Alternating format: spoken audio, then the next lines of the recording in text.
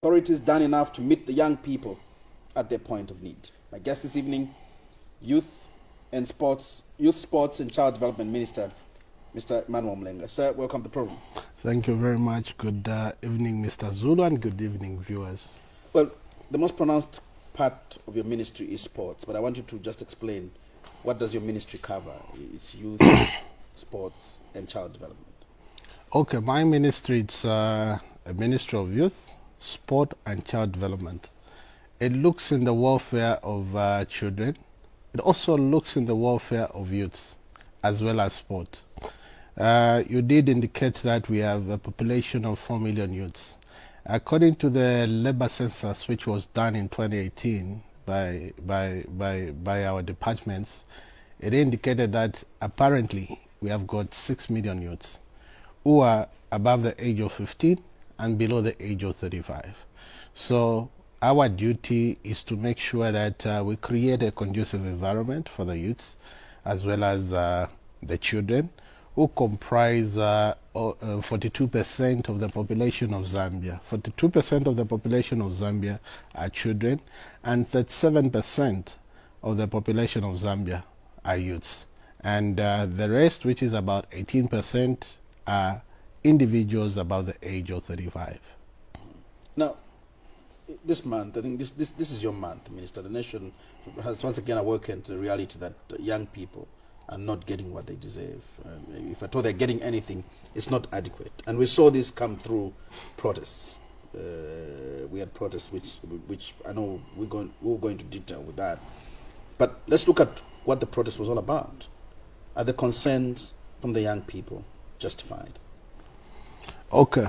Once I got in touch with some of the youths who were protesting, and I should indicate, Gravaggio, that a youth is somebody who's below the age of 35, and not anyone who's above the age of 35.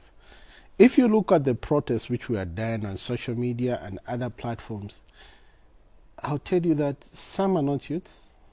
They're just masquerading to be youths. There are some who were protesting, who were youths when I was in primary, who were also youths when I was in secondary. Even now, I'm above the age of 35, but those people who were youths when I was in primary are still claiming to be youths now. So we need to put in a distinction. Who's a youth and who's not a youth? And a youth is somebody who's below the age of 35. And after seeing that many concerns were aired by so-called youths and youths, of course, we called for a meeting at Government Complex where about 200 youths attended. I know others have been crying that did not cut across the country, but this was very urgent. Now that was very reactionary from yourselves. It was very urgent. One youth goes on social media and he's got this huge following around his posting, and suddenly you're calling a meeting within 2 days. Was that a fair, a normal way of doing things? I mean, you couldn't call a meeting couldn't you have waited? A more organized meeting? You need to understand that the youths were calling for a protest, that they needed a platform to be heard.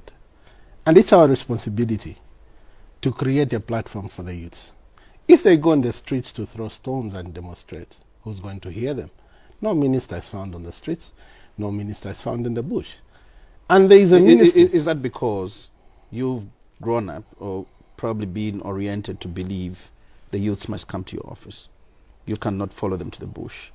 You cannot follow them to the street where they're protesting and protest with them because you agree with their cause. Gravaggio, what will I be doing in the bush? Meeting the youth. Where there are snakes.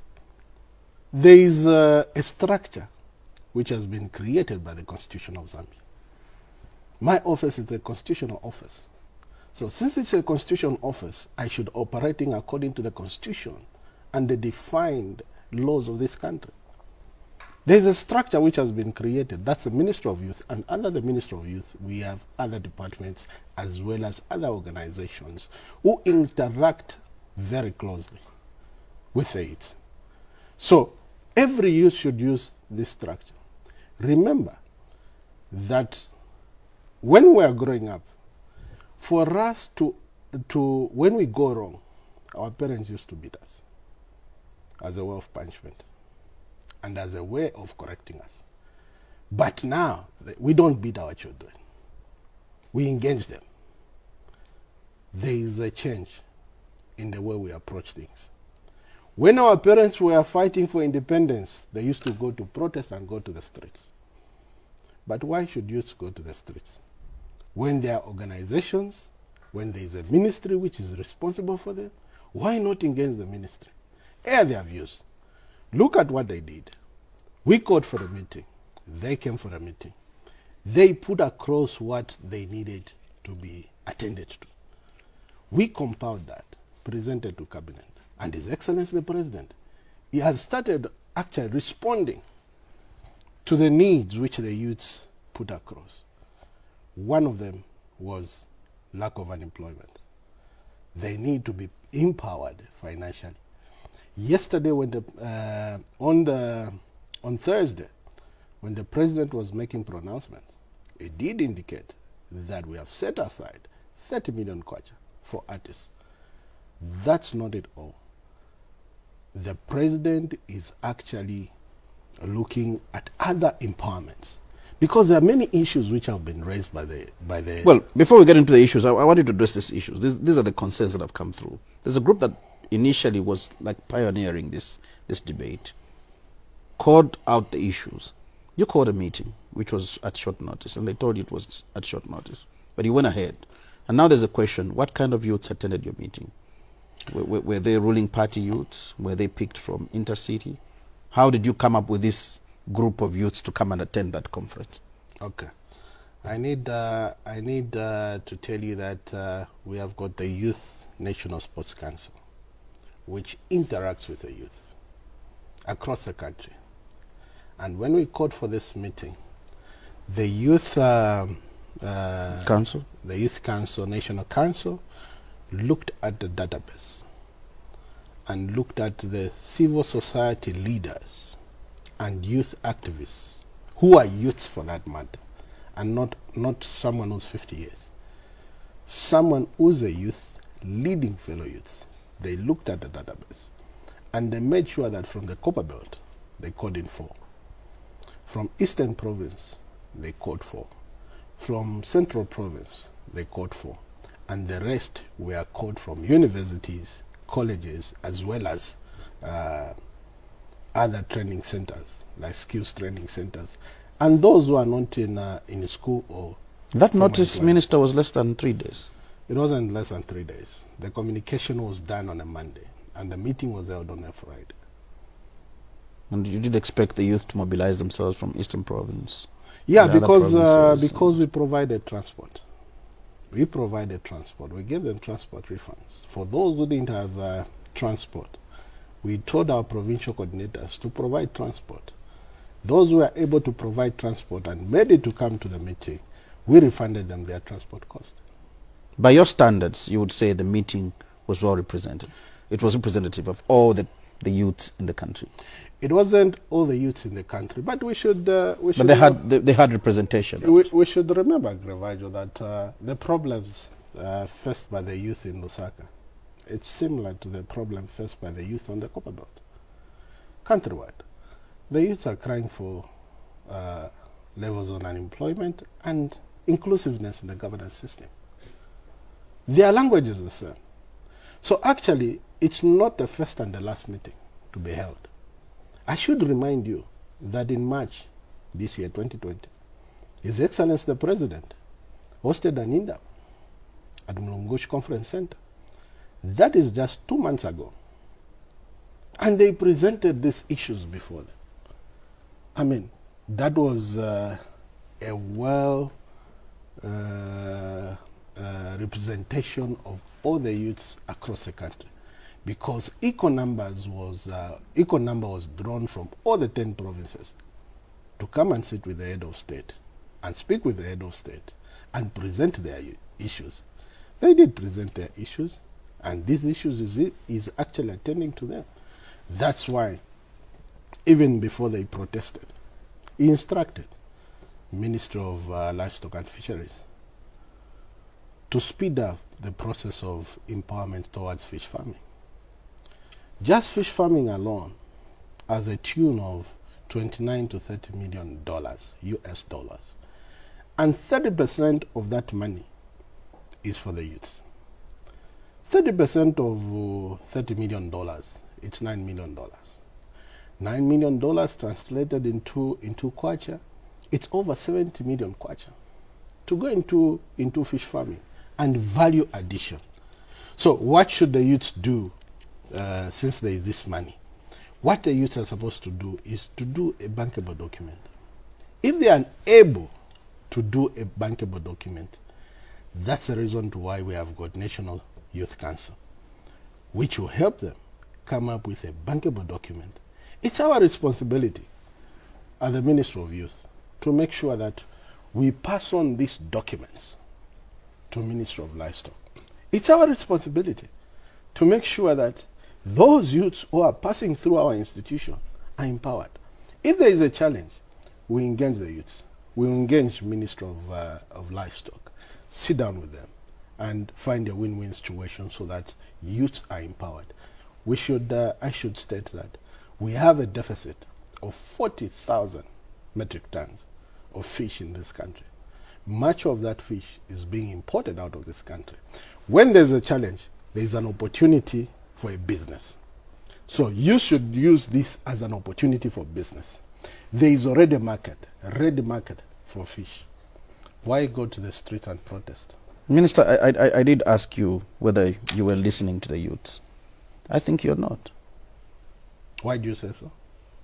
Because your approach is when the youths cry, throw money at them. And no, it's not working. We are not throwing money at them. We are not, because they've protested. Now you tell them, okay, there's 30 million now for you artists, you can go. We've got 29 million aquaculture fund. Well, we've got, but this has not worked from time immemorial. I mean, you have and you had the Youth Development Fund. It never worked. So you throw money at the youth. It's not what they want. This is a wrong notion and a wrong philosophy that we are throwing money at the youth. Remember, you have just alluded to the fact that we had Youth Development Fund. It never worked. Which was being administered by Ministry of Youth. That fund was altered a year or two later. Why? Because the default rate among the youths was high. And government said, let's do a visibility study and check why the youths are not paying back. Remember that in Zambia, the default rate is high. Whether be youth or not be youth, the default rate is high. Check the statistics with the bank. But coming to the youths, we did check as government. And we did find that one thing which we are lacking as a Ministry of Youth is the capacity of human resource to manage the fund as well as the empowerment system. We need to know that before an empowerment is being undertaken or given to a youth, a visibility study should be done. It should be done. It's not one shade fits all. We need to study the challenges of youths in each district and every province. If you look at that fund when it was suspended and the default rate was high and we didn't have the capacity. Now you are talking that that money has been taken, $30 million has been thrown at the youth. This money is now sitting with Ministry of Livestock and Fisheries. Why is it sitting with Ministry of Livestock and Fisheries and us we are put to be a coordinating ministry? Why it's sitting with Ministry of Fisheries and Livestock? Because they have the human resource. They have vet doctors. We don't understand fish, but we have individuals and employees in Ministry of Livestock and Fisheries who understand fish. Today as a ministry we'll sink up fish ponds, buy fingerlings, buy feed for the fish and give them a startup capital for them to pay or meet their daily expenses, monthly expenses before they start harvesting and selling. What if in the middle of the process, 3 months later, before we reach to 6 months when the fish is ready for harvest, there is a disease in the ponds? We don't have the capacity as a ministry to attend to that challenge. But Ministry of Livestock and Fisheries, they have got vet doctors as well as other employees who are educated in that field. It's easy for them to attend to them. And also, it's easy for the ministry to attach certain officers to these empowerment programs. Those officers who act as extension officers in making sure that the fish which is being grown by the youths is being harvested, sold out, and the youth should make a profit. So government is not throwing money at them. Look at the how much work have you done to try and remodel the thinking of the young people? They don't want money; they want jobs. You need to understand. I think that's a traditional thing. So it's a cultural thing. Maybe young people have grown up to go to school, get employed, get your salary, and not to create jobs. It's something. I mean, if you look at the Youth Development Fund, you've spoken about it, elaborated the challenges and everything. That thing was in existence for almost 19 years.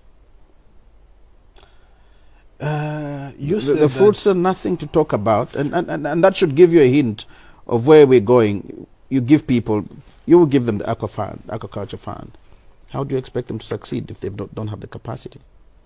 They are going to succeed. Are you building capacity? Are those issues you're creating? They are going to succeed because this project, it's being managed by the ministry, by the lining ministry, which is responsible, which has a human resource.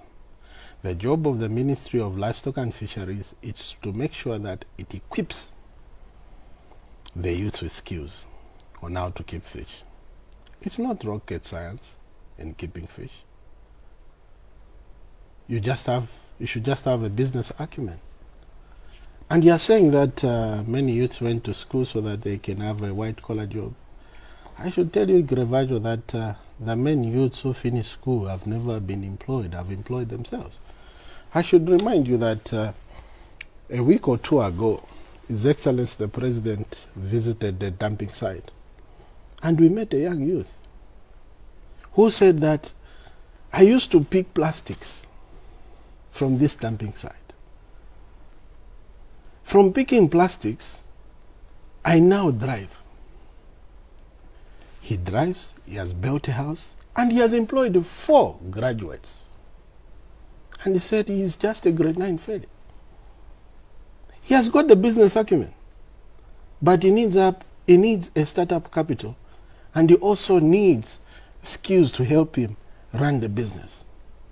So what's our job as a Minister of Youth? To create a conducive environment. Identify such individuals. Even me, I went to school.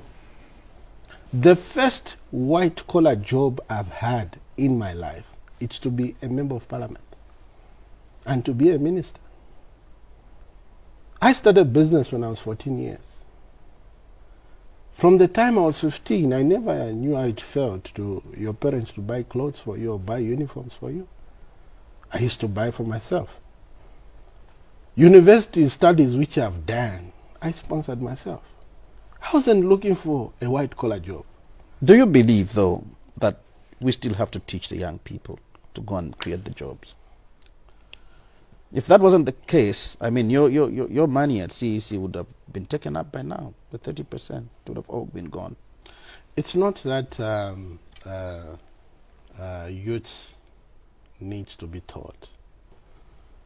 We've got youths who are responsible in this country, who are not accessing the money. Yes, and we feel that, and His Excellency has confidence in the youths. That's why you have seen that during his appointment, he's appointing a lot of young people. You were defining youth, not necessarily youths. Young people. Look at the political advisor to the president, Mr. Zuman. It's pretty young. We are going towards elections. And if the preoccupation of the president was to win elections, he would have employed someone with the experience of winning someone an election. But because his heart goes towards the youths, he employed someone who has a youthful mind and can relate with the youths and advise the president according to the needs of the youths. So, we have got responsible youths. I'm very sure. and certain that we have responsible youths. Had a meeting the other Friday with the youths. I told the youths, look guys, Ministry of in the DMMU under the office of our Honor the Vice President is buying face masks. I've got an order for you to produce 500 face masks, 500,000 face masks. And we gave the youths who were in the meeting, each one of them to produce 4,000 face masks. They came to my office on Friday and presented the face masks which they have made. And they were telling me that the cost of producing face masks, 4,000 face masks, was 19,000. I asked them to break down the cost. They said 7,000 went towards the purchase of material. And since some of us we are not tailors, this is a business opportunity. We engage tailors who have charged us 3 kwacha to produce one face mask. 3 kwacha times 4,000, that's 12,000. So their total cost was 19,000. They are selling each face mask for 10 kwacha. 10 kwacha times 4,000, it's 40,000. 40,000 subtract 19,000, that's 21,000. 21,000. So it simply means that each youth is making 21,000 in 14 days. That's an opportunity. And we believe in them. If they can do this, I think they are able to do many They can more. do bigger things. They can do bigger things. When you listen to the concerns, and then we're probably getting to itemize them. One of the concerns was that their freedom of expression is shrinking. And there was a background to that, which probably I may not go in. But then you've come to attack them, that they shouldn't have gone to the bush. They should have come to your office. When we look at freedom of expression, maybe you should have followed them to the bush, or probably you should have asked them, where are you protesting to? They would have told you, probably, no, we're going to Heroes. And you would have told them, I'm coming to Heroes to address you. But you decided, thou shalt not protest. Gravaggio, I heard St. Michael speaking, holding a placard that we the youth. Honestly speaking, Mr. Zulu, is St. Michael a youth? Are you a youth yourself? That's the question should be. You're running youth affairs and you're not a youth. I should tell you that me, I hold a constitutional office. There is no law in the constitution which states that a minister should be a youth. So according to the constitution, I'm well placed. But if you look at a youth, the constitution defines who a youth is. Or the laws of Zambia do define who a youth is. A youth is someone who's below the age of 35. But there's no law that prevents me, who's above 35, from speaking for the youth. Why should you speak for them? There's no law that bars. There's no law. You've mentioned the name, and I'll probably mention it again myself. There's no law that bars St. Michael from speaking for the young people. He was saying we the youths. He didn't say that I'm speaking for the youths. There's a distinction. Was that your biggest issue? There's a distinction. There's a distinction. Those who are purporting to be youths, masquerading to be youths, and youths themselves. I want youths to speak for themselves. Because the challenges which St. Michael has and the challenges which the youth has are different. How do you hope to see the youth when you tell them not to protest? You deny them a permit as government. Gravaggio, what did you gain from protests? They can deliver a petition to your office. Petition? Why can't they just walk into my office and deliver a petition? Why dictating the way they should behave? I'm not dictating, but it's if they're saying we want to come with a petition, why don't you allow them to come with a petition to your office? And you tell them, no, you shouldn't bring a petition. I'm going to call a conference. Number one. Then you are talking down Number to one. them. And Number one. You should talk to each other with the young people. There's a smarter way of engaging each other. I believe youths are smart. And since youths are smart, they need to use a smarter way of presenting their grievances. What is a smarter way? Engage the person who you think has stepped on your toes in a smarter way. Gravaggio, we should not lose the culture of this nation. There is no way and not a time did we go and stand on top of a hill and shout at our father. You would sit with your parent or with your father and tell him the things which are affecting you. Government is a father to the youth.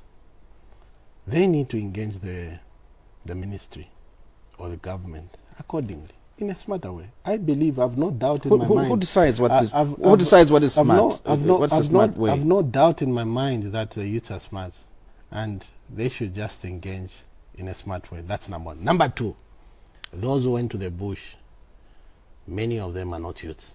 Did you check their following? Yes. On social media? I didn't check their following, but just looking at many of them who went to the bush are not youths. If they had a huge following. Number two, what did they benefit from going in the bush? There are no prophets in the bush. Those who came to my ministry, I've just told you that they have made, each one of them has made a profit of 21,000 in 14 days. Those who went to the bush, what have they gained? They are just being used by politicians with selfish ambitions. Politicians who forget them when they go into office. They are just being used by selfish politicians who have failed to go into State House in the past 6 elections, general elections we have failed in this country. We need youths who are going to present their views and engage government in solving their views. Being used by a politician who won't change your status. What you change your status is the way, number one, the way you conduct yourself. Number two, making sure that you achieve what you want to achieve. And what you want to achieve, it's economical independence. What makes you so sure they're being used by politicians? Is that a way of shutting them up? No, it's not a way of shutting them up. If there is an office, there is a platform which we can use, and the platform has been created for you, you decide not to come to the meeting and you go to the bush. You're just being used by a politician.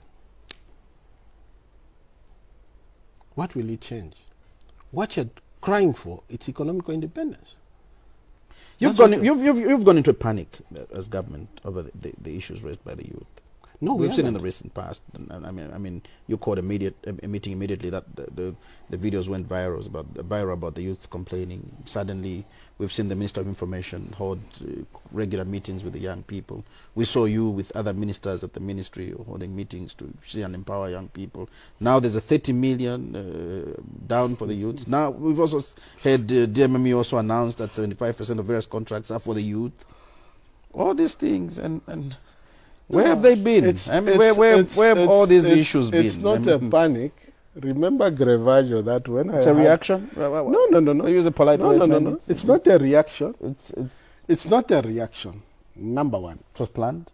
Number one, I did tell you that the youths had a meeting with the president in March. We had youth in Daba.